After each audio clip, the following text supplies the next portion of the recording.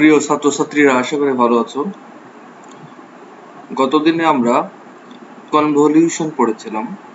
কনভলিউশনের মধ্যে আমি বলেছিলাম কনভলিউশন মূলত দুই ধরনের, একটা হলো লিনিয়ার কনভলিউশন, একটা সার্কুলার কনভলিউশন। তো লিনিয়ার কনভলিউশনের অ্যালগরিদম এবং কিছু এক্সাম্পল আমরা দেখেছি। আজকে আমরা দেখব সার্কুলার কনভলিউশন। তো কনভলিউশনের যে বেসিক উদ্দেশ্য সেটা দুটোর ক্ষেত্রেই সেম, যে কনভলিউশন মূলত ব্যবহার করা হয় সেই সিস্টেমকে রিড করার জন্য, যেটা আমি আগেও বলেছি যে সিস্টেম কিভাবে কাজ করে, কি ক্যালকুলেশন করে ইনপুট থেকে আউটপুট সিগন্যাল আমরা পাই। তার মানে সিস্টেম সম্পর্কে জানার যে প্রক্রিয়া সেটা কনভলিউশন আমাদেরকে বলে দেয়। আচ্ছা, চলে আসি সার্কুলার কনভলিউশনে। সার্কুলার কনভলিউশন হচ্ছে চ্যাপ্টার 5-এ আছে, 5.17। প্রথমত 5.17 আমরা দেখি কি বলছে circular convolution. Circular convolution is unique property of discrete Fourier transform. যদিও ডিসক্রিট ফুরিয়ার ট্রান্সফর্ম আমরা পড়ি নাই এখনো, আমরা পড়বো। তো আপাতত এতটুকুই জানো যে ডিসক্রিট ফুরিয়ার ট্রান্সফর্মের একটা ইউনিক বৈশিষ্ট্য হিসাবে বলা যায় সার্কুলার কনভলিউশনকে।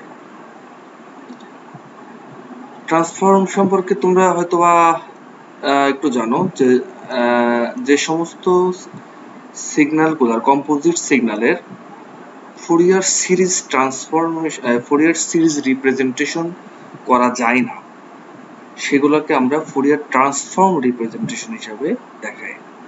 তো ডিটেলস আমি যখন পড়াবো তখন বলবো। আচ্ছা, তো সার্কুলার কনভলিউশন এবং লিনিয়ার কনভলিউশনের মধ্যে একটা পার্থক্য আছে।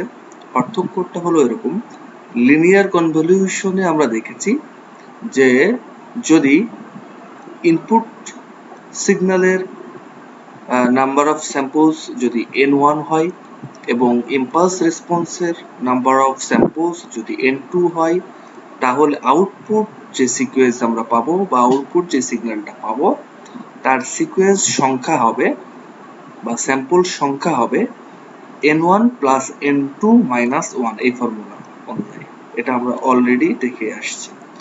বাট সার্কুলার কনভলিউশনে এটা একটু ডিফারেন্ট। সার্কুলার কনভলিউশন হবে হচ্ছে ম্যাক্সিমাম অফ n1 n2। তার মানে ওই দুইটা সিগন্যালের, দ্যাট ইজ ইনপুট সিগন্যাল এবং ইম্পালস রেসপন্সের মধ্যে যার স্যাম্পল সংখ্যা বেশি তত সংখ্যক সেটাই হবে হচ্ছে আমার আউটপুট সিগন্যালের সিকোয়েন্স সংখ্যা। সে যদি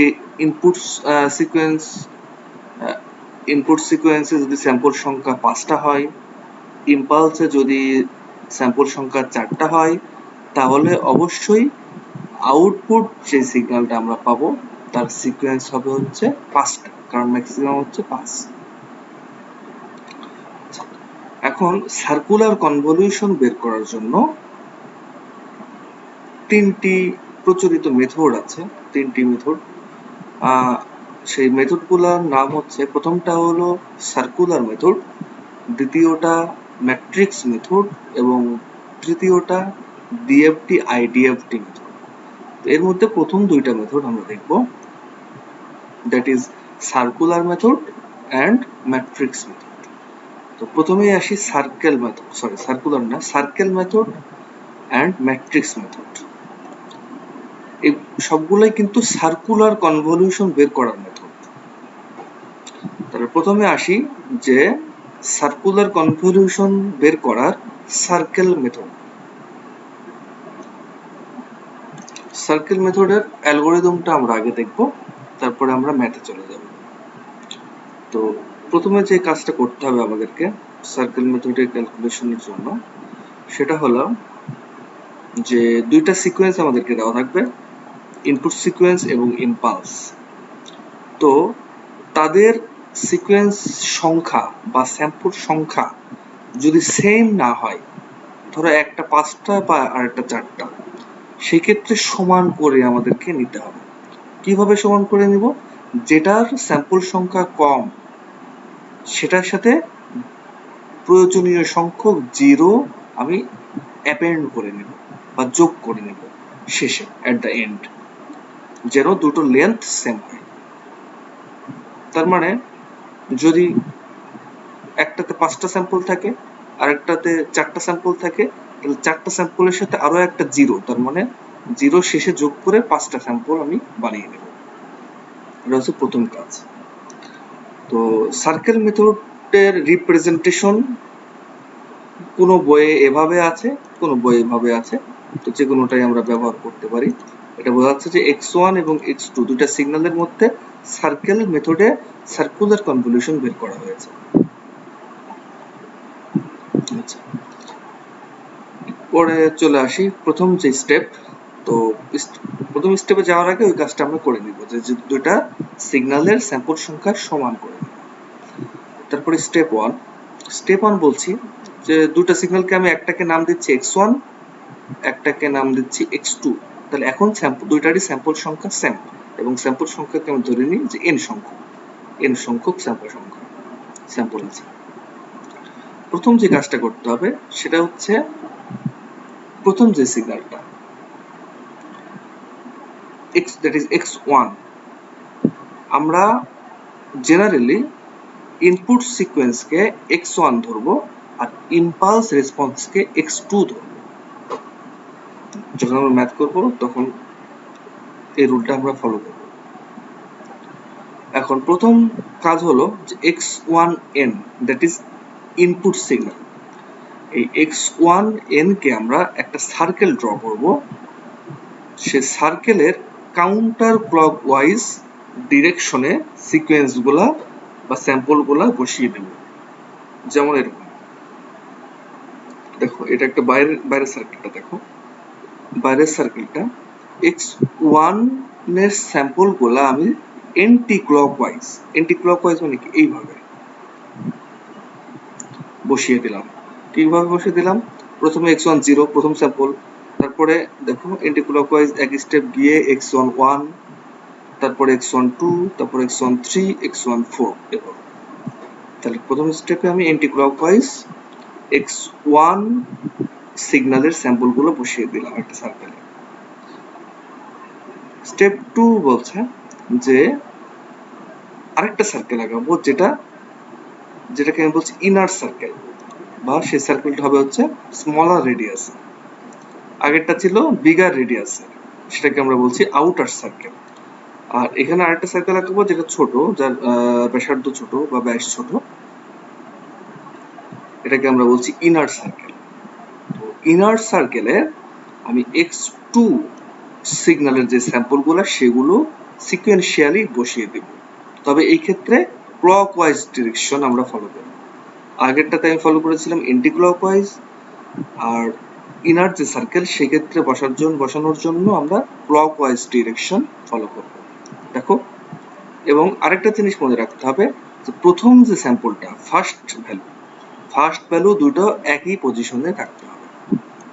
দেখো এখানে x1 0 এই একই পজিশনে ইনার সার্কেলে এই জায়গাতে আমার x2 0 স্যাম্পলটা বসছে। এরপরে তার পরের স্যাম্পল কোথায় বসবে? আগে ছিল অ্যান্টি ক্লকওয়াইজ, আর ভিতরের সার্কেলের ক্ষেত্রে ক্লকওয়াইজ। তারপরে ক্লকওয়াইজ আমি আগাই, এই যে এটা হচ্ছে তার পরবর্তী স্যাম্পল, তারপরে স্যাম্পল এটা, তারপরে স্যাম্পল এটা, তারপরে স্যাম্পল এটা, এভাবে আমি দুটো সিগন্যালের সিকোয়েন্সগুলো স্যাম্পলগুলো বসিয়ে দিলাম।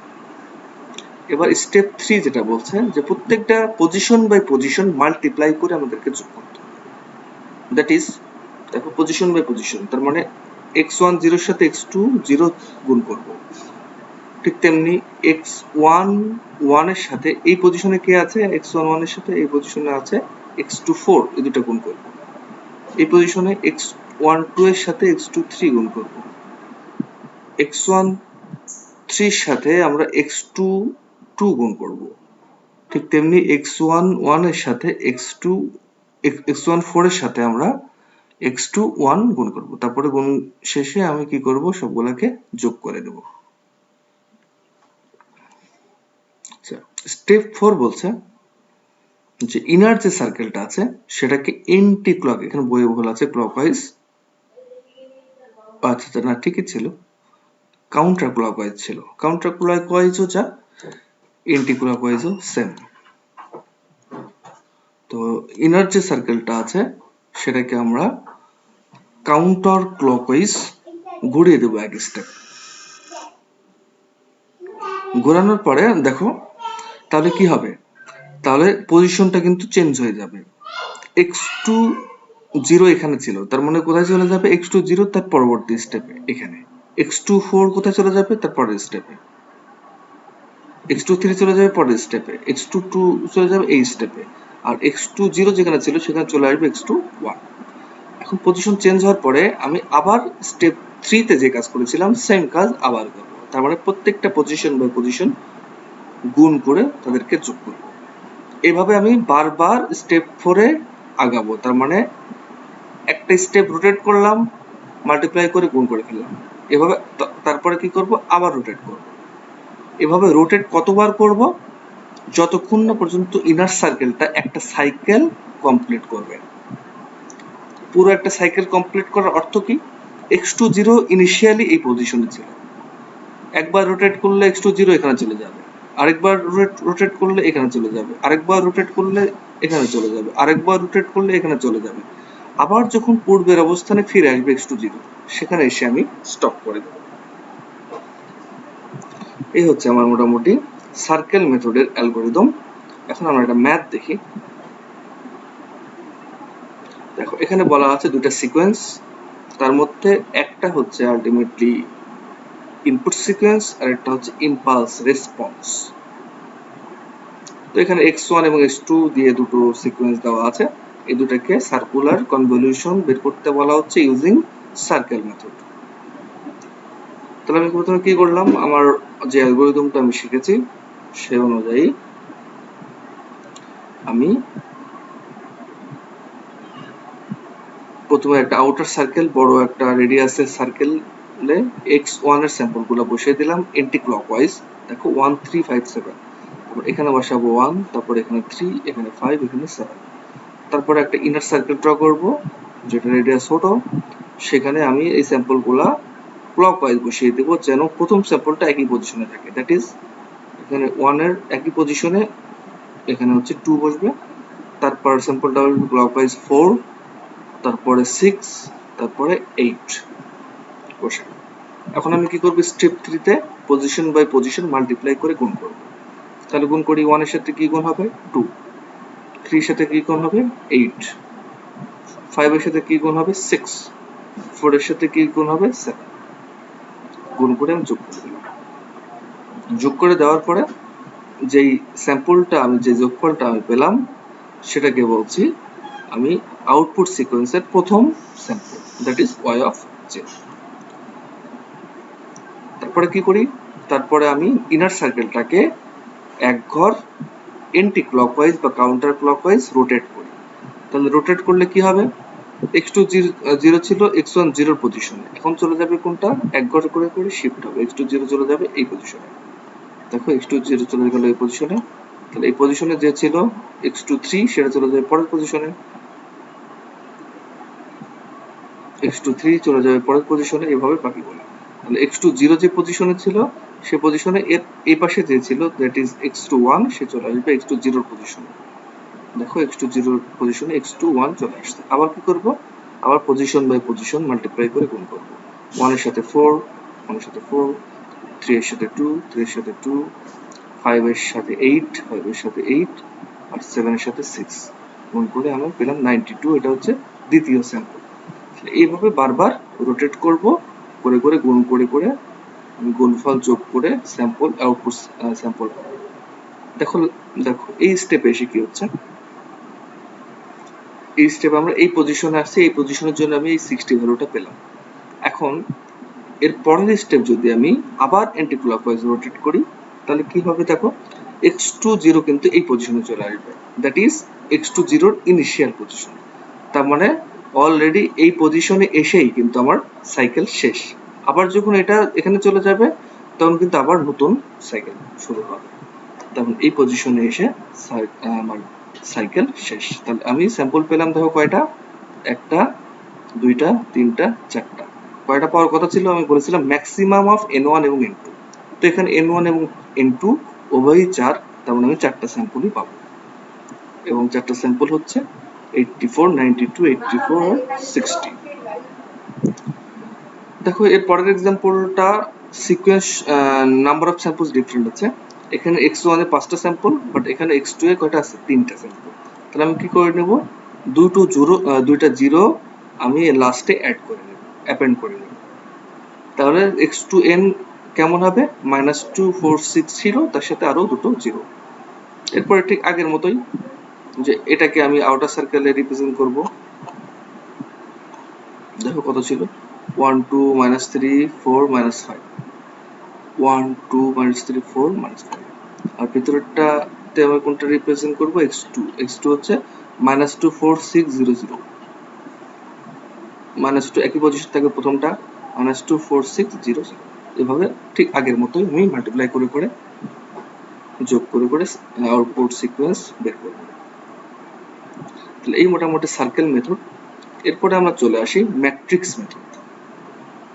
তো সার্কেল মেথড সম্পর্কে যেটা এখানে বলা হচ্ছে, যে সার্কেল মেথড খুবই ইজি একটা মেথড, খুবই সিম্পল একটা মেথড, বাট এটার একটা ড্রব্যাক আছে, ডিসঅ্যাডভান্টেজ আছে। সেটা হচ্ছে এটা টাইম কনজিউমিং, অপারেশন গুলো time consuming. But matrix method অনেকাংশেই টাইম এফেক্টিভ। তার মানে এখানে ক্যালকুলেশনের ক্ষেত্রে টাইম কম লাগবে। ম্যাট্রিক্স মেথডে বের করার জন্য আমরা যে কাজটা করব সেটা হচ্ছে, আমাদের দেওয়া আছে x1 এবং x2 এই দুইটা স্যাম্পল, একটা হচ্ছে ইনপুট এবং একটা হচ্ছে ইম্পালস রেসপন্স। এই দুটো থেকে আমাদের বের করতে হবে কি? Output sequence y। এজন্য আমরা একটা ম্যাট্রিক্স ফর্ম করব প্রথমত। দেখো ম্যাট্রিক্সটা আমরা আগে দেখি, তারপরে বলি।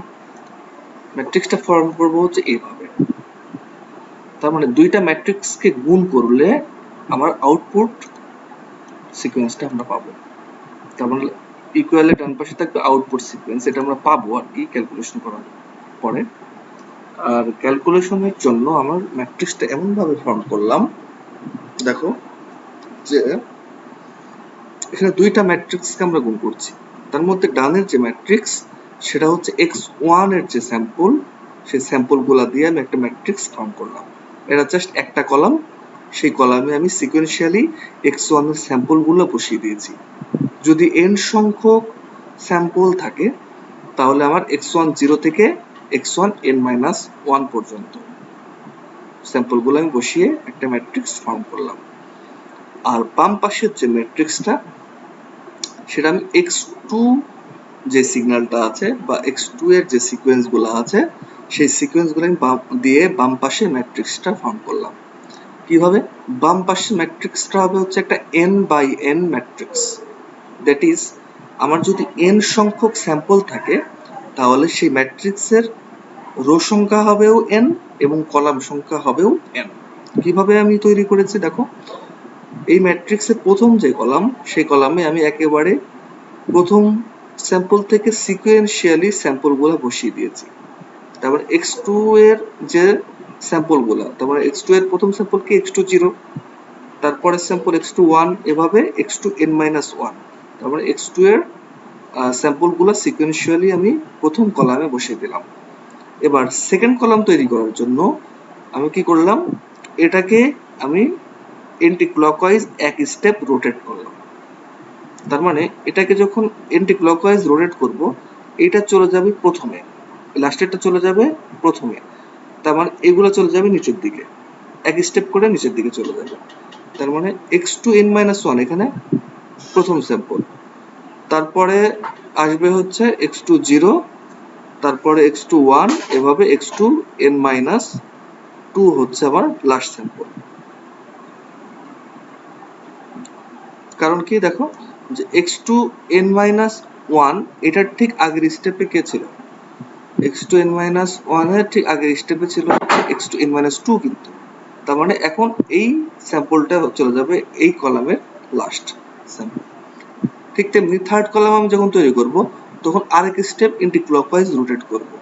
দ্যাট ইজ, এভাবে যদি আমি রোটেট করি তাহলে দেখো এটা চলে যাবে প্রথমে x2n-2, এটা চলে যাবে দ্বিতীয়তে x2n-1, তারপর হচ্ছে x2 0, x2 1, এভাবে লাস্টে চলে আসবে হচ্ছে x2n-3।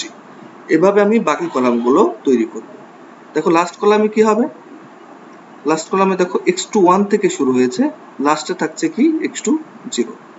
তার এরপরে যদি আমি আরেকবার রোটেট করতাম তাহলে কিন্তু আবার সেই পূর্বের অবস্থানটা চলে আসতো। তার মানে x2 0, x2 1, x2 2, এভাবে x2n-1। তার মানে এখানেই একটা সাইকেল শেষ হলো। তো এভাবে আমি বাম পাশে ম্যাট্রিক্সটা ফর্ম করলাম এবং ডান পাশে ম্যাট্রিক্সটা ফর্ম করলাম। এখন এই ম্যাট্রিক্স দুটাকে আমি যদি গুণ করি তাহলে আলটিমেটলি যে রেজাল্টটা পাবো সেই রেজাল্টটাকে আমি বলছি আউটপুট সিকোয়েন্স। তার মানে এটাকে যদি তুমি গুণ করো তার অর্থ কি, এই প্রথম রো এই কলাম দিয়ে গুণ হবে, গুণ হওয়ার পরে যেটা পাবো সেটাকে আমি বলছি y অফ 0।